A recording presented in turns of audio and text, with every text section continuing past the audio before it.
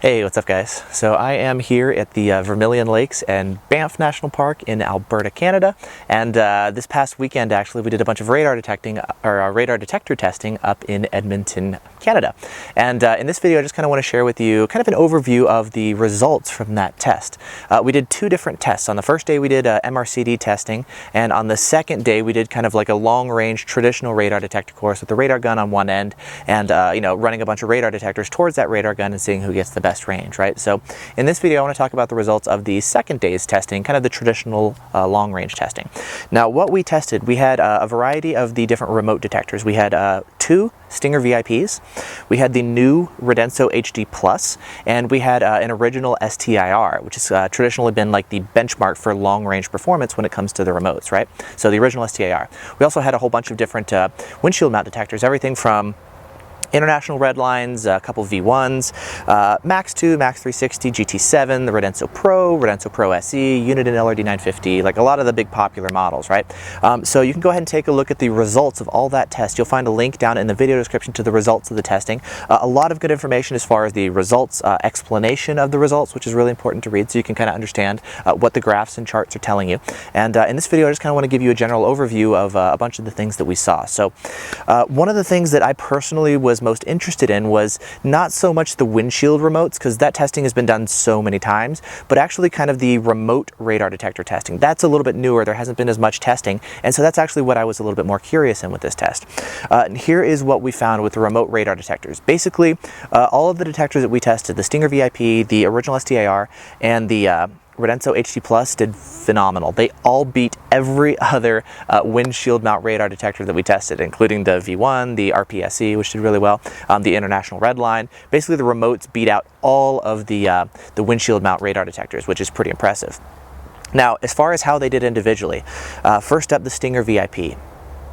That thing is a beast. The STi-R's a monster. It, again, just like in my last long distance test, it beat out every other radar detector. It won in 33.8, it won in 34.7, it won in 35.5. It was the only detector that was actually able to max out the course, whereas we drive all the way to the long, far end of the radar course, turn around, and as soon as we turn around, the detector goes off. Like, that thing is a beast. Like, the filtering is amazing, the capabilities are amazing as far as the long distance range, like, that thing is incredible. So I've gotten kind of spoiled running it on my car the past couple months. So if you can get a STi-R, get one. It's awesome. Now, as far as the other two remotes, we had the original STi-R. Let's talk about that one first. That one, again, has been kind of, before the STi-R, has traditionally been like our benchmark as far as long-range performance, right? It's the predecessor to the STi-R Plus. It's the same idea, but no GPS, and it's got a little bit better LNA. Now, that guy did very, very well in the course. It, again, beat out all of the different windshield mount radar detectors. So very good performance with the STi-R O. The issue with the O is that it doesn't have really any K-band filtering. It's got no GPS for lockouts. It's got no TSR, I believe, and it's pretty much discontinued. So it's been our performance benchmark, but it lacks the filtering, right? Now, I'm really glad we had this one here. We also had the Radenso HD Plus, which is the new remote version of the Radenso RPSE, the Radenso Pro-SE, which was the longest performing windshield mount radar detector that we tested. Beat out the international red line, not the North American one, but the international one. We'd set it up to North American mode, which should replicate it. But basically, that was the longest range best performing windshield mount radar detector was the RPSE, the Radenso Pro-SE. The Radenso HD Plus is the remote version of the RPSE. However, it is a little bit larger, the antenna is a little bit larger, so it should, what we've been told is get better performance and better range, and that was indeed the case. We saw that the remote version of the Radenso detector actually is going to be better performing than the windshield mounts. So very impressive stuff on the RPSE. It was hanging right up there neck and neck with the O, kind of trading shots back and forth, doing very, very well with that HD Plus. Like, very respectable performance out of the HD Plus. And the good thing about that one is you're getting performance very similar to the O, right up there. However, you're also going to be getting better K-band filtering. It's a surprisingly quiet detector when it comes to filtering out the false alerts on K-band, even better than the 9500 Ci or the STi-R Plus, or by all means the original STi-R. So the Radenso Pro, or the Radenso HD Plus, the new remote detector, seems to be a very solid contender. I think at this point I'm going to be recommending it over the STi-R Plus, the 9500 Ci, because you're getting better performance, similar to better performance as the M3s with better K-band filtering, which is kind of the Achilles heel of the remote M3s. So it looks to be a very strong performer. So this was kind of the initial testing that I've done. Again, we tested it on 33.8, 34.7, and 35.5, and it was a strong performer on all 3 bands. So very good stuff there from the Radensos.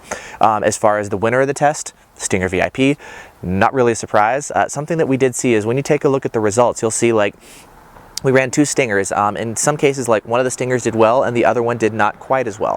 What we saw with this particular test, and it's something that you'll see in radar detector testing, is the results can vary due to things like traffic. If you happen to do a run and there's a car in front of you blocking the signal, it can prevent the longest distance kind of fringe detections. What we saw on this course was when you start driving down the course, and you start driving when the signal is at its weakest, you may or may not pick up kind of those long range detections. And so what we did with a lot of the detectors is we actually tried several times running the course to see if it ever picked up any of those long distance fringe detections. So it may get a blip and then, like a kilometer or 2 downrange. I'm in Canada now, so I'm in like kilometer mode, right? So let's call it a mile downrange or whatever, you'll get another alert. And so we posted the longest distance detections out of the different detectors. There'll be, again, more information, so definitely take a look at that thread for all the detailed information, because there's a lot more than just what the initial results will show you in terms of the graphs, But basically what we saw is the Stinger was going to be the longest performing detector.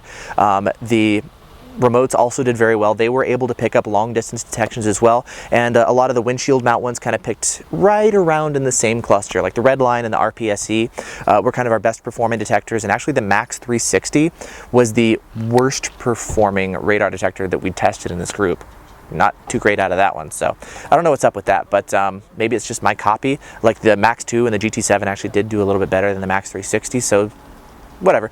So we're seeing a little bit of stuff going on there, but the best performing detectors are, as expected, the Redline, the RPSE, and then the remotes as far as the STi-R O, the Radenso HD Plus, and of course the Stinger VIP. So anyways, just wanted to do a quick video since it's all fresh in my mind and I'm here and this is awesome, so I wanted to use this as a backdrop and just kind of share as I drive around, like cool stuff. So anyways, take a look, links in the video descriptions to more information as far as the test results, as well as links to any of the different detectors if you want to check them out, including the Radensos, the Stingers, or whatever else, right? That's all going to be down in the video description, so awesome. Thanks for watching. If you guys have any questions, please feel free to ask, or better yet, again, take a look at the link on RDF, full discussion and a great place to actually ask questions and dialogue with a bunch of the other testers who were there. A huge thank you to the other guys in Canada I met up with and spent this weekend testing with. Amazing people in Canada. Big thank you to all the different testers, to Pointer Cone for sending out his international red line. So awesome stuff. I hope this has been helpful, and I will see you guys in the next video. Thanks for watching. Bye-bye.